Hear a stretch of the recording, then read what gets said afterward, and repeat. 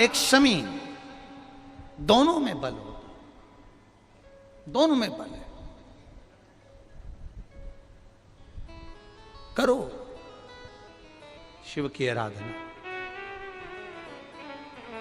जितना फल बेलपत्र को चढ़ाने पर प्राप्त होता है, जितना फल बेलपत्र को शिव को समर्पित करने पर प्राप्त होता है, वैसा ही मां पार्वती जी ने, देवाधिदेव महादेव ने शमी को, जो कि औरव ऋषि की पुत्री हैं, मंदार जो कि धौम्य ऋषि के पुत्र हैं, इनको स्वयं शिव ने वर प्रदान किया है। शिव ने, भगवान शंकर ने।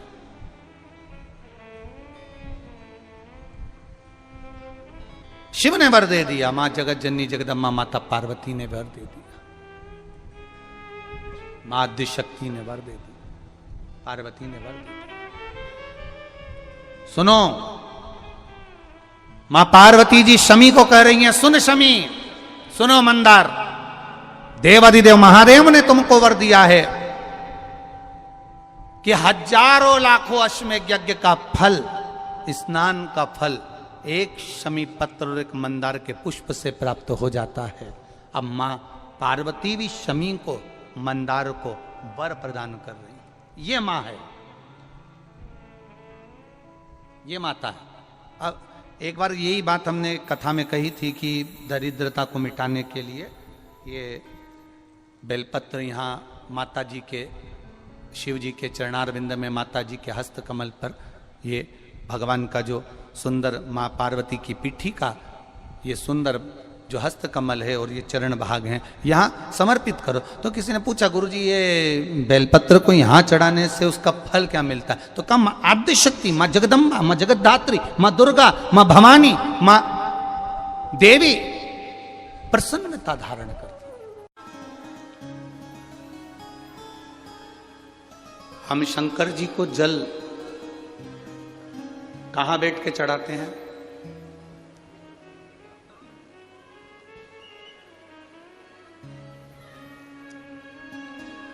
बोलो बोलो, जन्म के बोलो जरा। वैसे तो जो शिवलिंग होता है, उस शिवलिंग के आसपास कहीं पर भी बैठ जाओ जहां से जल बहता है, बस उस स्थान को छोड़कर। पर विशेष जल चढ़ाने का स्थान कहां से बताया गया?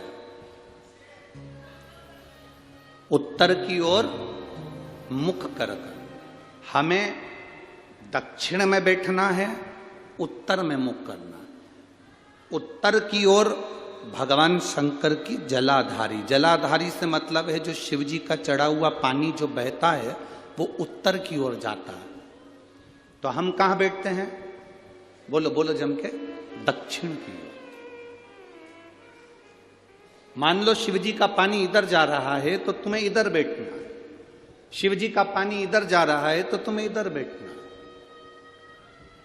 वैसे तो शंकर के शिवलिंग के आसपास कहीं पर भी बैठकर पूजन कर सकते हो, पर विशेष कोई कामना होती है, विशेष कोई मनोकामना है और आपका दुख जब कटता नहीं है, आप हार जाते हो, तब उस समय पर दक्षिण में बैठकर जहां उत्तर की ओर मुख कर कर भगवान देवाधिदेव महादेव को जल समर्पित किया जाता है। उत्तर दिशा में ऐसा क्या है कि शंकर जी का जल उत्तर की ओर जाता है?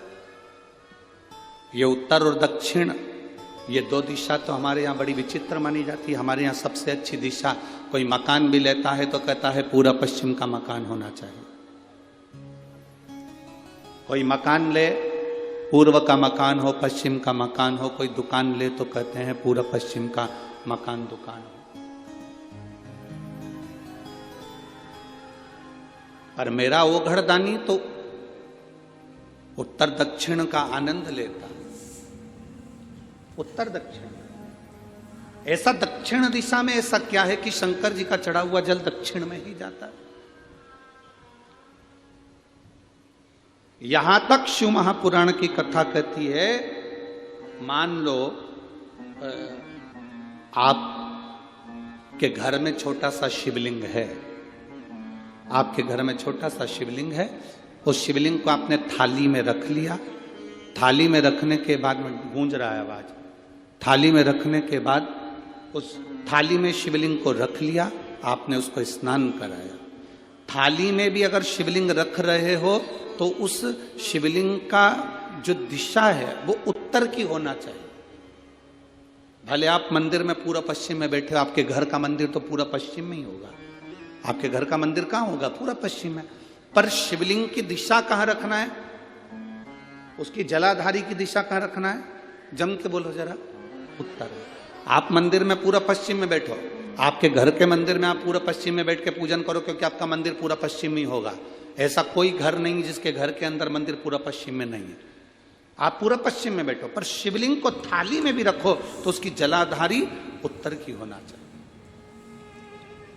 आपने अगर स्नान कराया है, शंकर भगवान के शिवलिंग का जल जो आप लेकर जा रहे हो विसर्जन करने के लिए, शिवलिंग का चढ़ा हुआ पानी जो भगवान को हम घर में स्नान कराते हैं, भगवान को घर में नहलाते हैं, स्नान का जो जल होता है उसको हम ले जाकर जब वृक्ष में डालते हैं, उस समय पर शंकर का घर में चढ़ा हुआ जल जब हम ले जाकर उसको डालते हैं वृक्ष में, अगर आपका ध्यान उत्तर की ओर है, आपका मुख उत्तर की ओर है, भले आप जल डाल रहे हैं पर मुख यदि आपका उत्तर की ओर है तो आपकी मनोकामना पूर्ण होती ही है, ये निश्चित है।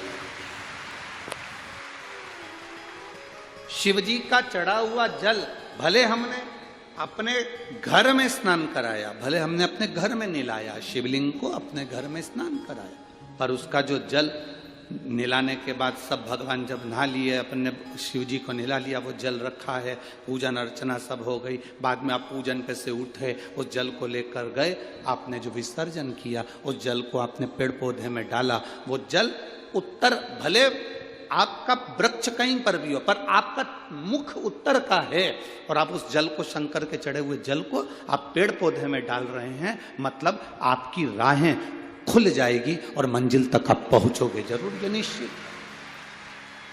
श्री शिवाय नमस्तुभम। हर हर महादेव। स्वागत है आपको YouTube channel Vinayak daily diary में। इस वीडियो में हम पूजनीय पंडित जी बहुत विशेष उपाय बताए गए हैं, आप इस उपाय को जरूर करेगा।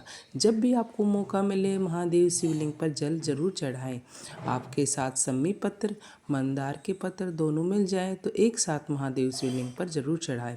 आपका महादेव का आशीर्वाद सदा बना रहेगा, घर में सुख समृद्धि बनी रहेगी। आपको इस उपाय जरूर करेगा। अगर आपको वीडियो अच्छी लगे तो लाइक, शेयर और सब्सक्राइबर करना ना भूलें। हर हर महादेव।